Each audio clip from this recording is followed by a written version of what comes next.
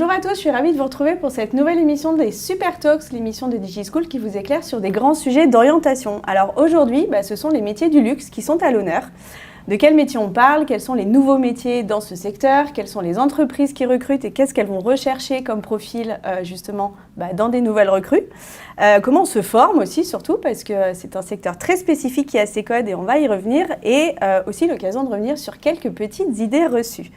Pour répondre à toutes ces questions, je suis accompagnée aujourd'hui de Sandrine Poupon. Bonsoir Sandrine. Bonsoir, vous allez bonjour bien Marie-Lou. Vous êtes la directrice de l'EIML Paris, la grande école du luxe. Et également avec nous Marine Stabile. Marine, vous êtes la responsable des relations entreprises également à l'EIML Paris. J'espère que vous allez bien. On va donner plein de conseils et plein d'infos justement à tous les jeunes qui nous regardent ce soir et leurs parents pour leur donner un peu plus d'informations sur ce secteur qui est justement plein d'opportunités. N'hésitez pas si vous avez des questions ou des commentaires à faire. Le chat est ouvert. Vous pourrez aussi laisser des commentaires dans la vidéo et évidemment, on y répondra. Pour commencer, Sandrine, j'aimerais me tourner vers vous. Le luxe, c'est quoi ? Alors le luxe, c'est un secteur très important aujourd'hui dans l'économie.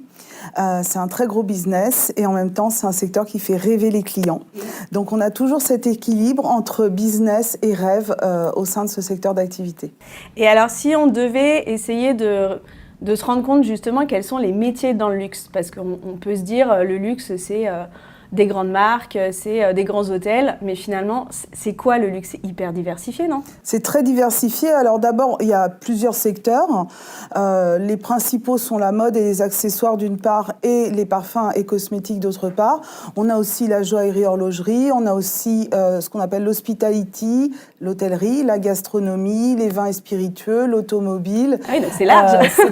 C'est un secteur très très large qui va jusqu'à l'art de vivre et les services dans le luxe. Et est-ce que dans ce secteur-là, il y a des nouveaux enjeux qu'on ne connaissait peut-être pas ou qui n'étaient pas aussi importants il y a quelques années ? Je pense par exemple à l'écologie, on parle beaucoup de développement durable, de RSE. Est-ce que c'est des choses qui se transforment justement dans ce secteur-là ? Tout à fait. Alors le secteur du luxe, c'est un secteur qui prend vraiment à bras le corps les nouveaux enjeux de la société, que ce soit effectivement l'écologie, la responsabilité sociale et sociétale des entreprises. On parle beaucoup aujourd'hui d'intelligence artificielle, qui est un outil qui est de plus en plus utilisé dans le secteur du luxe. Et puis il y a des nouveaux métiers qui se créent tous les jours. Alors justement, c'est quoi ces nouveaux métiers qui commencent à apparaître ? Dans les nouveaux métiers, on a tous les métiers autour du digital. Alors, on connaît les métiers de community manager, mais on va aussi beaucoup sur des métiers autour de l'analyse de données, ce qu'on appelle les data scientists. Donc, c'est assez technique, mais comme on est proche du client, il faut avoir des bases importantes et des bonnes connaissances de son client et des techniques marketing. Ensuite, on a tous les métiers autour de la sustainability, comme on dit dans le luxe. Donc ça, c'est aussi passionnant pour nos étudiants. Les métiers du retail sont aussi très en tension dans le secteur du luxe, puisqu'on est très focus sur l'expérience client. On veut vraiment que le client rêve, vive une expérience extraordinaire au contact de la maison de luxe, et donc on va beaucoup travailler ce sujet au sein des maisons. Est-ce que, Marine, tout le monde peut travailler dans le luxe ? Alors, tout le monde peut travailler dans le luxe. Maintenant, il faut être conscient que le luxe, c'est un univers qui est très codifié.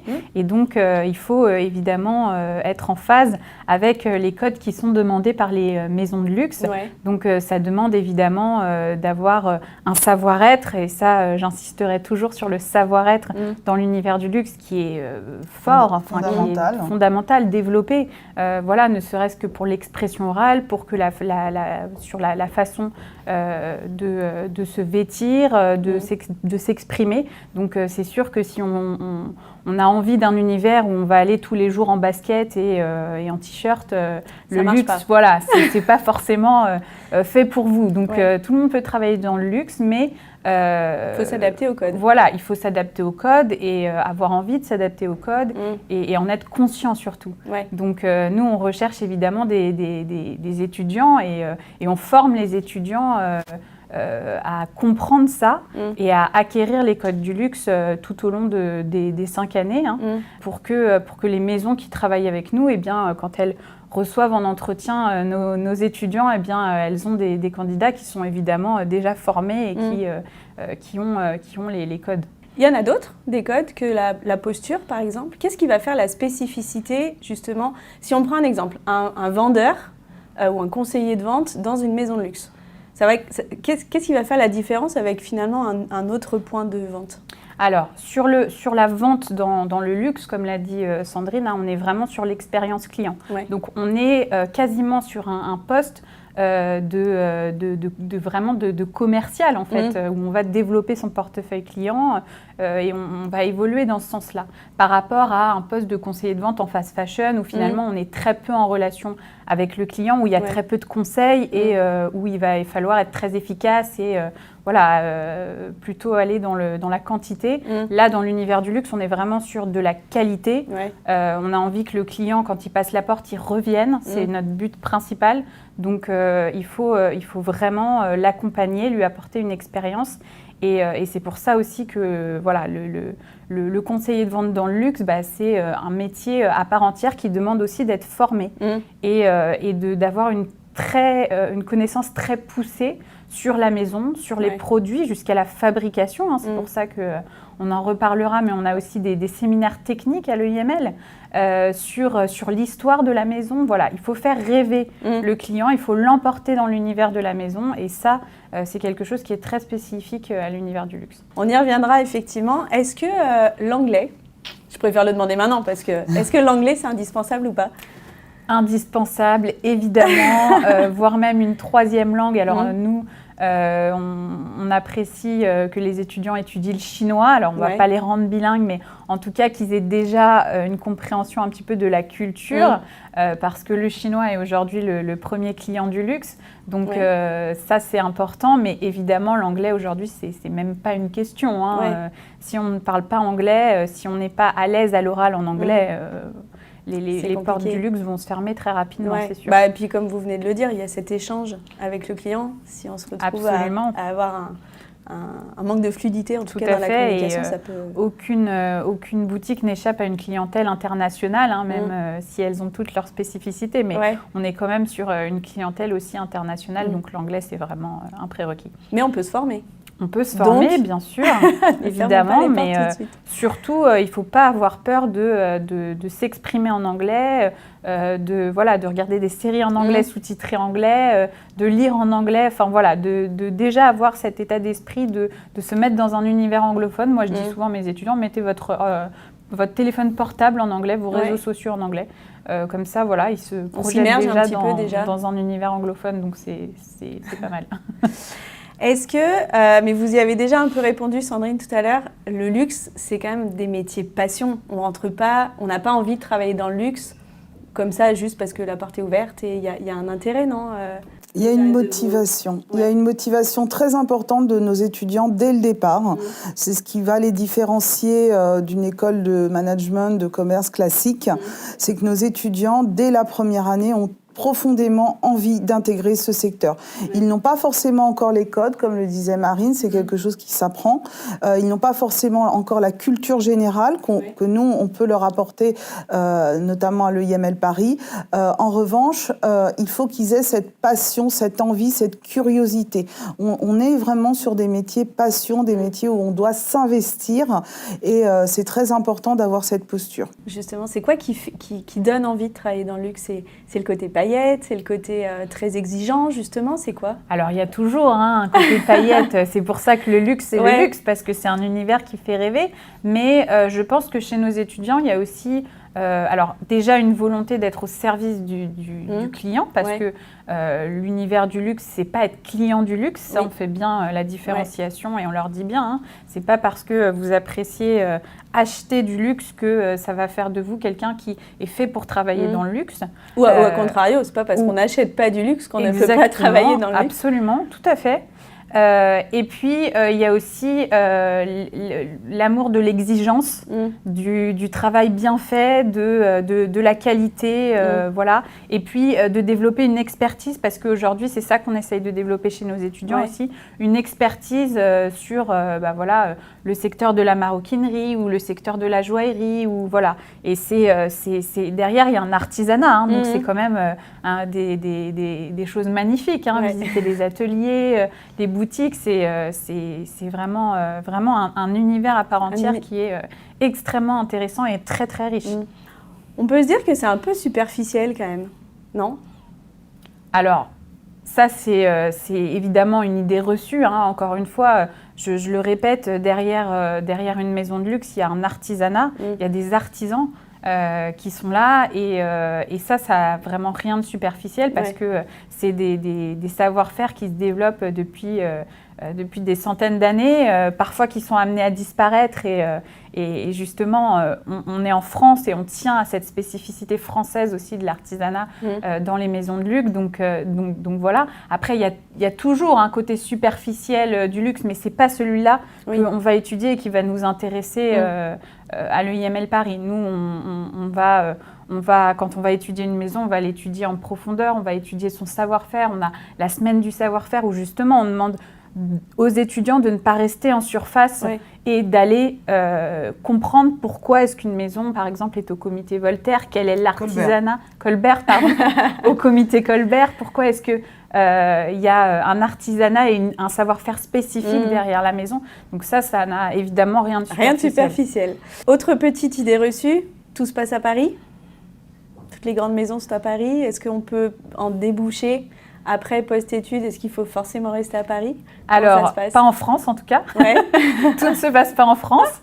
Paris, alors on ne va pas dire le contraire. On va pas dire le contraire, hein, ça reste la capitale du luxe, mais aujourd'hui, nous, si on a développé aussi des campus en province, donc à Lyon, à Lille, à Aix-en-Provence, à Bordeaux et à Reims, voilà, c'est parce que il y a aussi dans certains secteurs des spécificités. Hein, je pense par exemple au vin, qui est pas du tout à Paris, Lyon qui est aussi une grande ville avec les maisons de luxe qui sont très présentes, donc non, le luxe n'est pas uniquement parisien.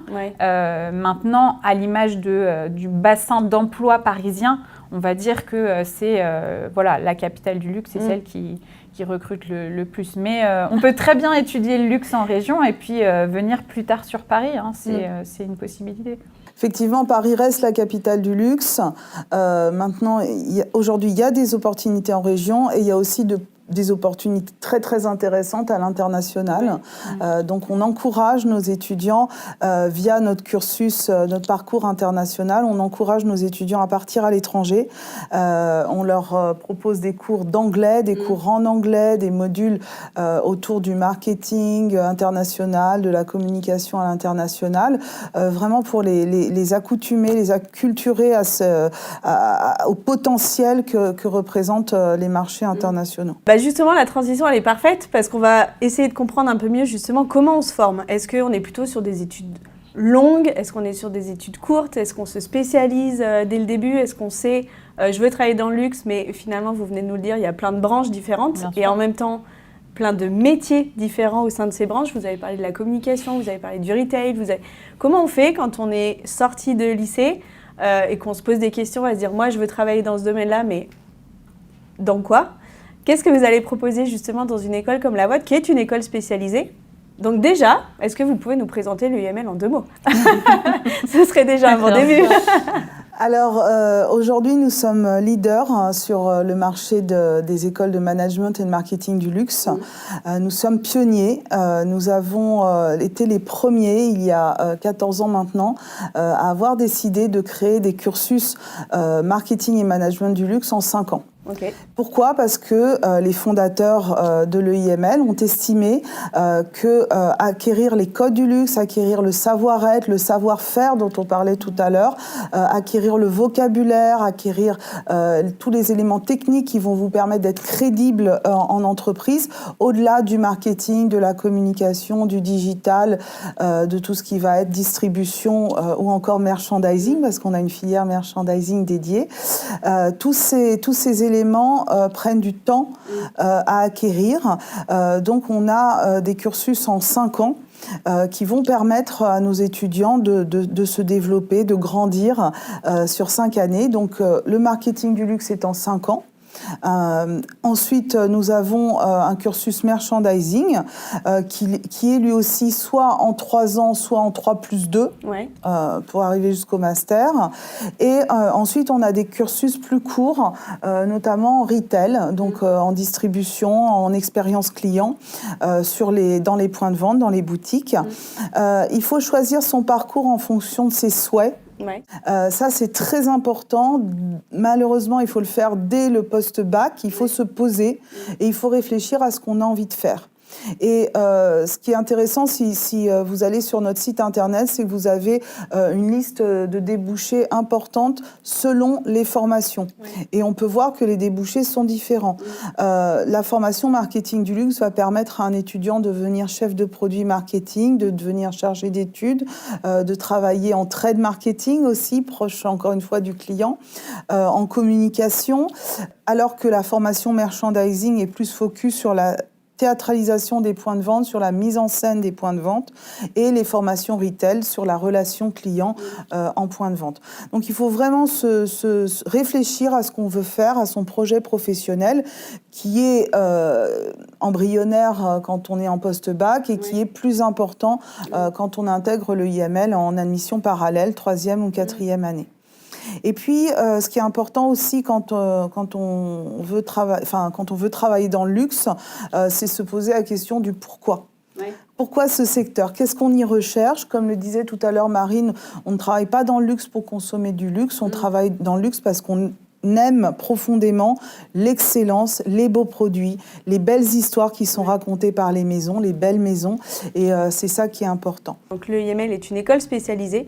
Donc on l'a bien compris, le fait d'intégrer une école directement spécialisée dans un secteur, c'est pour apprendre les codes, c'est pour être directement immergé justement dans ce domaine-là. Ça s'apprend aussi sur le terrain, justement, ces métiers-là. C'est quoi la place dans les différentes formations que vous proposez, la place des stages et de l'alternance ? Parce que finalement, d'être confronté au terrain directement, c'est ce qu'il y a presque de plus formateur aussi. Il y a la théorie, c'est bien. Oui. Comment ça se passe dans vos cursus Alors chez nous, et c'est une valeur de l'EIML, la professionnalisation est très importante.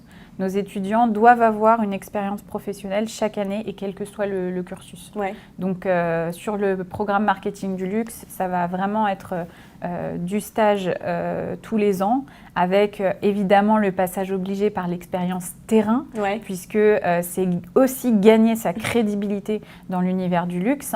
Même si on veut faire du marketing plus tard, on doit d'abord connaître ce qui se passe en boutique, vu que c'est la finalité de tout le travail qui est fait dans les fonctions transverses, etc. Donc la connaissance du client, la connaissance du produit, la connaissance des stratégies, de la gestion du stock, par exemple, etc. Donc l'expérience terrain, elle est très importante. Et puis, au fur et à mesure, on va évoluer vers la 3e année et ensuite l'alternance en 4e année. Voilà. Sur le programme retail, on est déjà sur de l'alternance en première année puisqu'on considère qu'il est très important de déjà se former très vite sur le terrain et d'avoir cette expérience avec le client très rapidement. Et puis sur le merchandising, c'est plutôt l'alternance en 2e année avec un stage en première année puisque on va découvrir aussi la boutique puisque le merchandising est en lien avec la boutique, fondamentalement. Et puis après, on va aller plus sur des postes vraiment en merchandising créatif, puisque il faut avoir une appétence plus créative pour être sur notre filière merchandising. Mais en tout cas, l'expérience terrain, le fait de faire du stage, de l'alternance, ça c'est quelque chose qui est très important pour nous, qui est une valeur fondamentale de l'EIML et puis du réseau d'école dans lequel on est. Voilà, donc ça c'est évidemment un passage obligé pour nos étudiants. Et comment vous faites pour les accompagner, ces étudiants, justement pour trouver ces entreprises d'accueil? Parce que là aussi, désolée, moi, le monde du luxe, je ne suis pas dedans. Je me dis, j'ai pas le piston qui va bien, je ne connais pas, je n'ai pas un point d'entrée dans une grande maison, dans une grande boutique. Comment je fais? Ça m'intéresse, mais comment je fais? J'imagine que justement, vous êtes là pour les accompagner. Bien sûr, donc voilà, c'est tout l'enjeu de mon service et de mon équipe. Aujourd'hui, on est 6, donc on a quand même un service relation entreprise qui est assez important pour à peu près 1000 étudiants. On ne demande absolument pas à nos étudiants d'avoir déjà des contacts dans le luxe quand ils arrivent chez nous. Pas du tout, ça c'est notre travail justement, de développer les relations avec les maisons de luxe et les partenariats. Aujourd'hui, on a 14 ans d'existence à travailler au quotidien avec ces maisons, donc évidemment, on travaille avec des grandes maisons qui nous font confiance, notamment Chanel, Hermès, Louis Vuitton. On a beaucoup de maisons qui travaillent avec nous dans le groupe LVMH, mais aussi le groupe Richemont, Gucci pour le groupe Kering. Donc voilà, l'EIML aujourd'hui est connu et reconnu par le secteur du luxe. On a aussi beaucoup d'alumni. Voilà, très concrètement, on était en rendez-vous au sein de la maison Messica hier et c'est une dizaine d'alumni qui travaillent chez eux maintenant. Donc ça, c'est aussi une grande fierté. Voilà, donc on a vraiment le service relations entreprises qui va pouvoir mettre en lien les étudiants et les maisons. À nous de les former pour que, évidemment, les maisons leur ouvrent les portes, mais on ne demande absolument pas d'avoir déjà des contacts et c'est vraiment notre travail de faire rencontrer les étudiants et les maisons. On a par exemple aujourd'hui une journée de recrutement où sont présents la maison Gucci, Chanel, Courrèges pour rencontrer nos étudiants et leur proposer des stages et des alternances pour justement ces expériences qu'ils auront.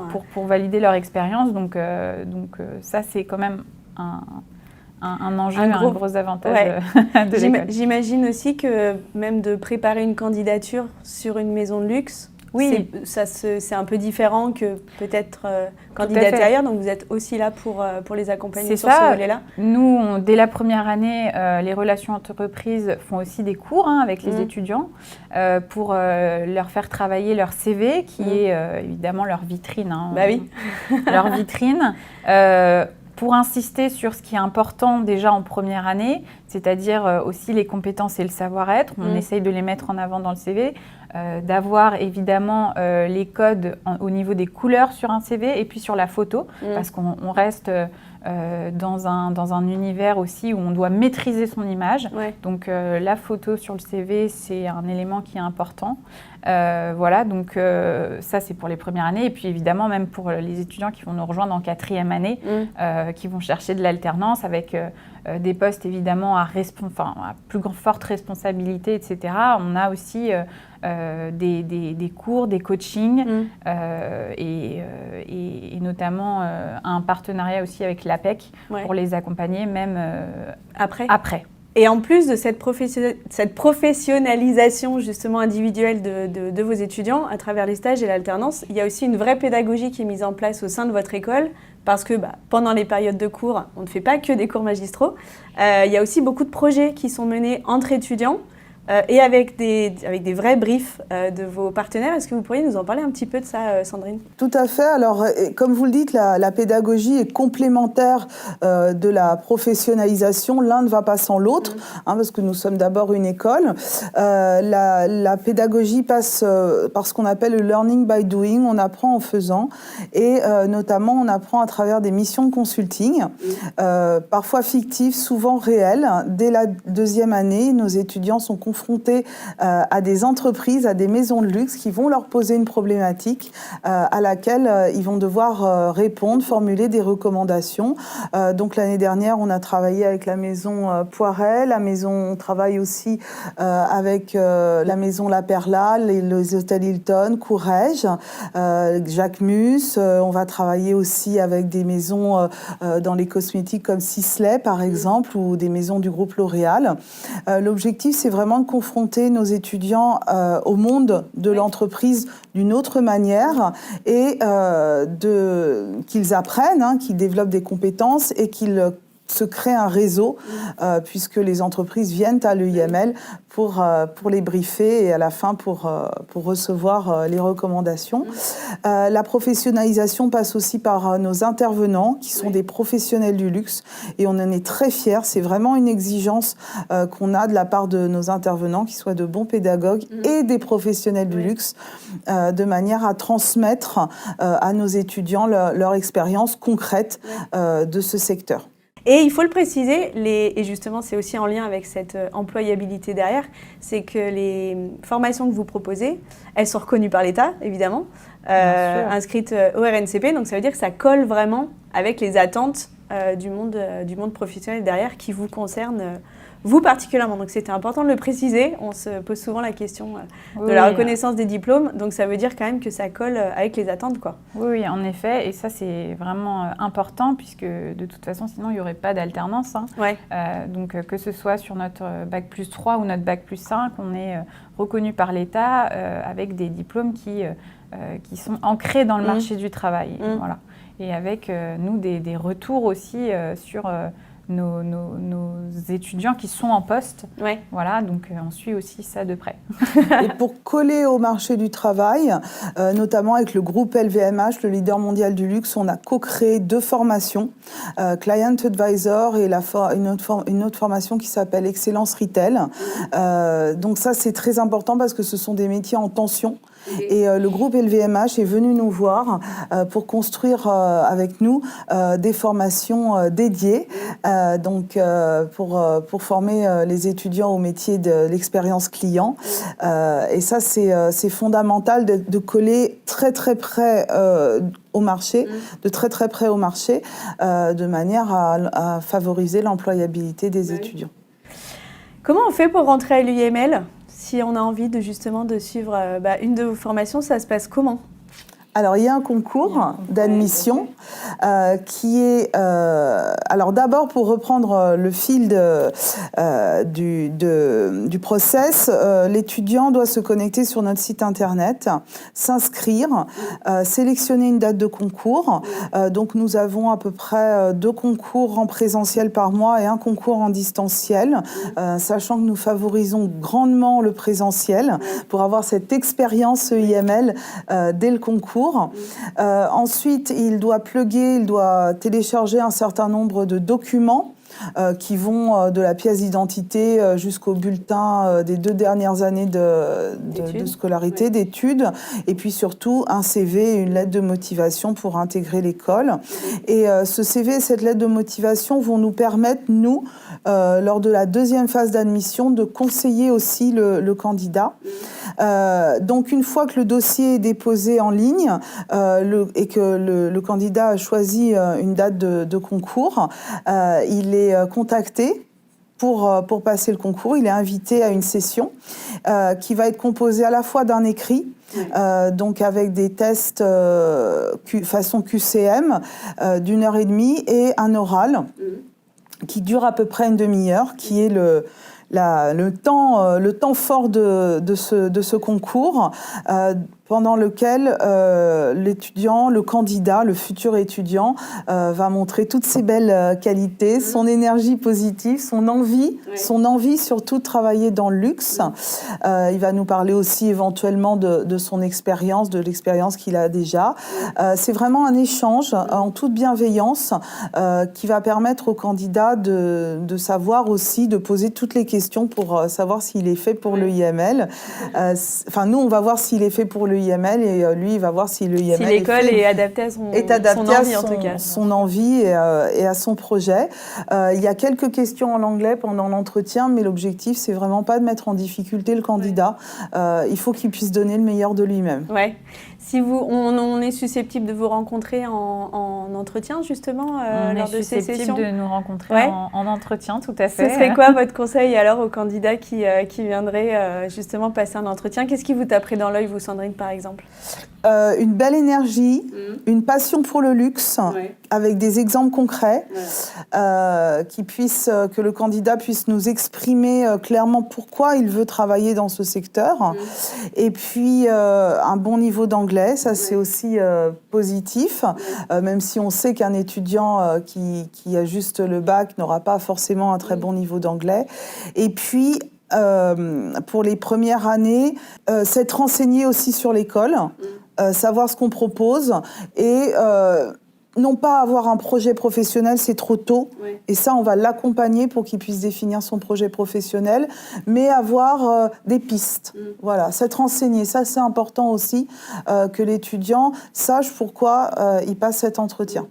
Et vous, Marine, c'est quoi qui vous... Je rejoins un peu Sandrine sur les motivations. Voilà, j'aime bien aussi quand on est capable de me citer des maisons qui sortent un petit peu du tout venant, on va dire. Voilà, donc c'est vrai qu'il y a des maisons qui sont particulièrement intéressantes et pas forcément extrêmement connues du grand public. C'est toujours se démarquer quand on en parle. Donc, on peut s'inscrire dès maintenant.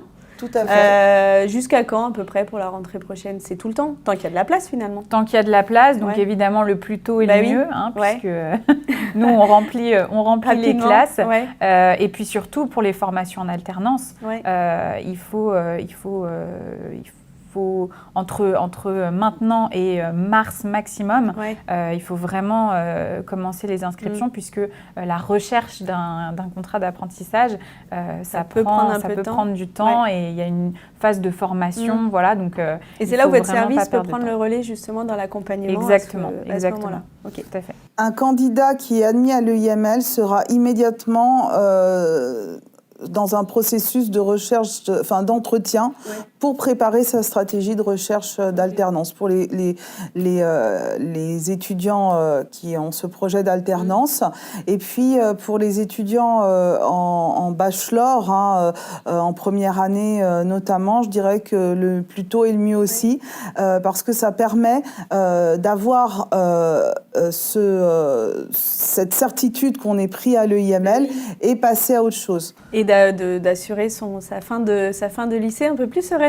Voilà, ce qui n'empêche pas évidemment de candidater sur Parcoursup, puisque par ailleurs, nous sommes présents sur Parcoursup avec la formation Retail dans le luxe, mais en fait être admis à l'EIML n'exempte pas les bacheliers de passer par Parcoursup. En tout cas, ça permet quand même d'entamer et d'anticiper son projet post-bac, notamment si on parle du post-bac.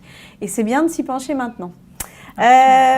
Justement, une fois qu'on a suivi vos formations, comment ça se passe? J'aimerais juste qu'on parle 3 minutes justement du premier emploi. Parce que souvent on a tendance à dire, quand on est passé par l'alternance, on espère tous pouvoir trouver son premier poste, et souvent c'est le cas. Vous nous avez parlé, Sandrine, des formations qui sont co-construites avec des maisons, donc j'imagine qu'il y a quand même de forts débouchés aussi sur un premier emploi après ça. En règle générale, vos étudiants, ils trouvent leur premier poste en combien de temps? En général, dans les 6 mois, après la diplomation. Nous, on a aussi un service, un cabinet alumni, donc pour les étudiants qui sont diplômés de notre école, qui les accompagnent, une communauté d'alumni aussi sur LinkedIn, et puis, comme je disais tout à l'heure, un partenariat avec l'APEC qui aussi va donner des conseils sur la recherche d'emploi, sur la négociation salariale, parce que certains alternants vont signer un CDI dès la sortie, et c'est des questions qui reviennent beaucoup, des interrogations qui reviennent beaucoup. Donc voilà, on a un vrai accompagnement aussi sur la suite. Ouais. C'est quoi? On a une fourchette justement de salaire auquel les jeunes diplômés peuvent prétendre selon les structures dans lesquelles ils vont pouvoir aller? Non, il n'y a pas de C'est assez variable.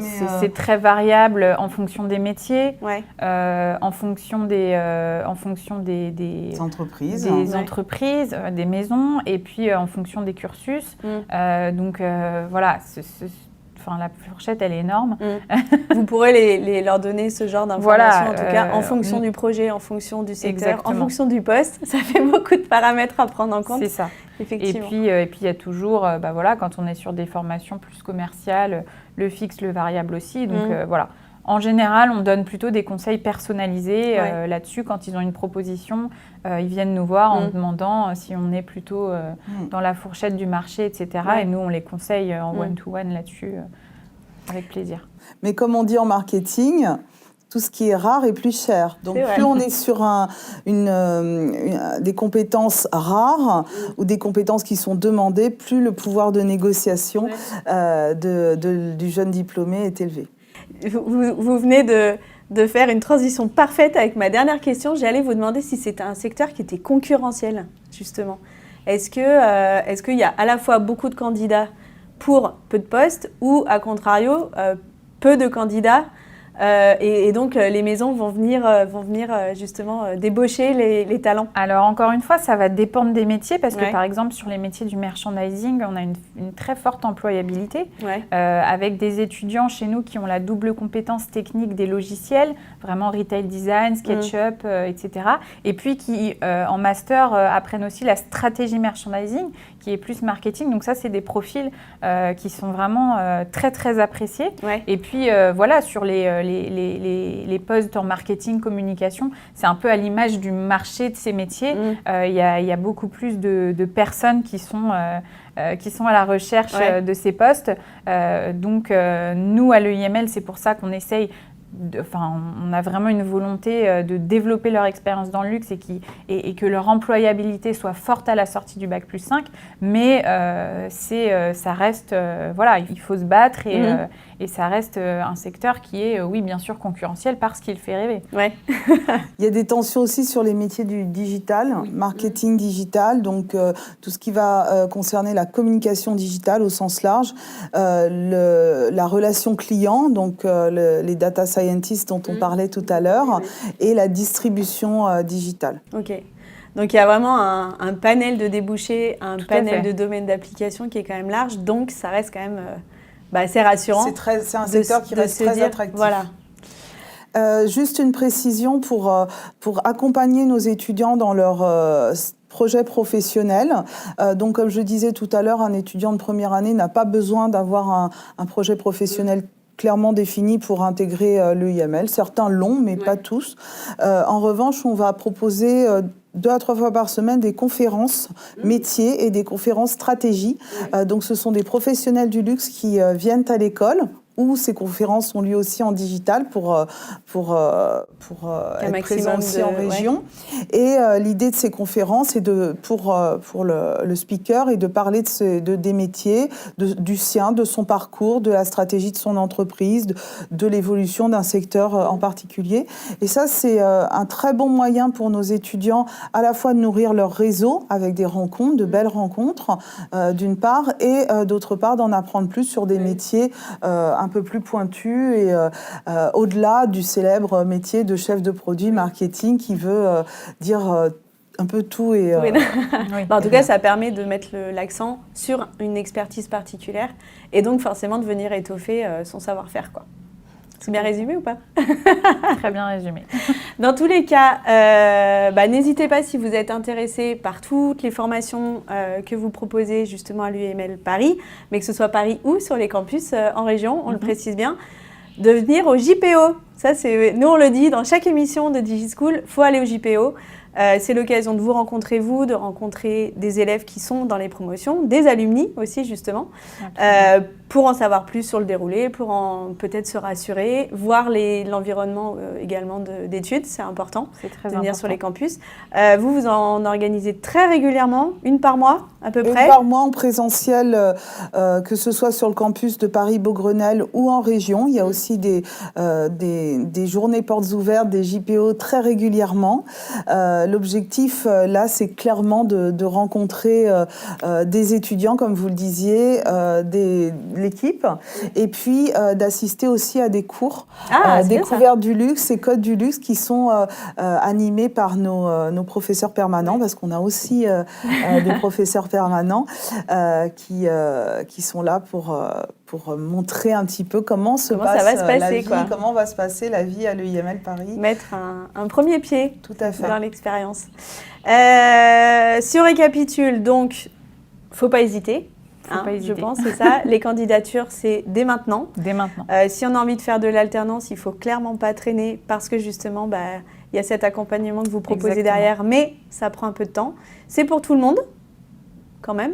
Tous ceux qui sont passionnés. Voilà. Je voulais vous demander tout à l'heure par rapport au dossier de candidature et parce qu'on s'adresse quand même aussi beaucoup à des post-bac. Est-ce que si je dis je n'ai pas fait telle spécialité au bac, ça va être sanctionné? C'est plus en ça que je faisais la remarque de pour tout le monde. On est vraiment sur une démarche qualitative du candidat et on va s'intéresser à sa posture, on va s'intéresser à sa manière d'être, au-delà, je dirais, des cours qu'il a eus et des spécialités qu'il a retenues au bac, puisque de toute façon, on repart de zéro sur des matières totalement différentes dans le supérieur. C'est aussi la spécificité de l'enseignement supérieur. Donc, évidemment, les spécialités littéraires sont intéressantes parce qu'on apprend à développer une idée, à argumenter, à écrire. L'anglais, évidemment, les spécialités anglais sont très intéressantes. AGGSP et SES vont permettre aux candidats d'être ouverts sur le monde et Dieu sait qu'il se passe beaucoup de choses et que ça a des impacts sur le secteur du luxe. Et puis après, les matières scientifiques, dans le luxe, c'est comme partout, il y a des budgets à respecter, il faut savoir compter, il faut être familier avec les chiffres. Et puis, on aime bien aussi les profils STMG, puisque le M de STMG est le M de marketing, et que ce sont des étudiants qui apprennent très tôt à travailler en projet, comme ils le feront plus tard à l'UIML. Donc, on peut tous avoir en tout cas le profil si on est passionné par le domaine. Et curieux. Et curieux. Dans le marketing du luxe, il faut être curieux du monde qui nous entoure. Un dernier petit mot de la fin, toutes les deux, pour encourager, je ne sais pas, vous avez le mot de la fin. Moi, j'avais juste envie de dire qu'en effet, il ne faut pas hésiter à venir nous rencontrer. Je pense que c'est important aussi de voir l'environnement dans lequel on va évoluer, parce que une école sur laquelle on va passer 3 à 5 ans, c'est important de s'y sentir bien. Et puis, il ne faut pas non plus hésiter, évidemment, à aller s'informer sur les chaînes YouTube spécialisées dans la mode, les réseaux sociaux. Aujourd'hui, il y a plein de façons très fun, on va dire, de s'informer sur cet univers extrêmement intéressant. Pas seulement, je le répète, en surface, mais aussi sur les savoir-faire, etc. Voilà, donc ça peut être un bon moyen de se détacher en entretien. Et donc, voilà. Très bon conseil à retenir. Et vous, Sandrine? Je pense aussi, pour compléter ce que dit Marine, aux podcasts. Il y a des podcasts hyper enrichissants et hyper intéressants dans le secteur du luxe. Alors moi, ce que je dirais pour conclure, c'est venez nous voir, venez en journée portes ouvertes, n'hésitez pas à nous contacter, visitez notre site internet aussi qui est très dense, très complet, et puis osez passer le pas. Si c'est un secteur qui vous passionne, que ce soit la mode, les accessoires, les parfums et cosmétiques, l'hôtellerie, la joaillerie, horlogerie, tout ce qui va tourner aussi autour de l'automobile, ou si vous n'avez pas encore de secteur de prédilection, vous le trouverez à l'EIML et vous aurez des études et une professionnalisation très enrichissante pour intégrer le monde du travail.